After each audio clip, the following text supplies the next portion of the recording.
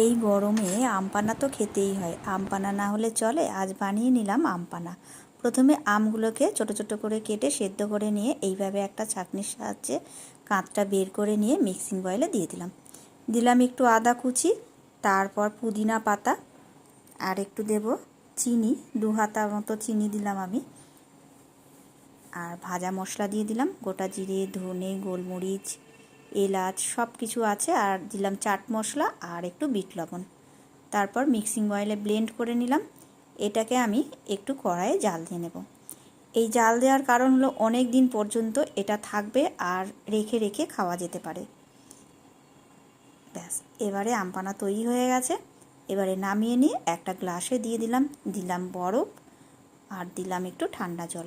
এইভাবে গুলে নিলাম। এবার ব্যাস রেডি হয়ে গেল আম পানা। একটু পুদিনা পাতা দিয়ে সার্ভ করলাম।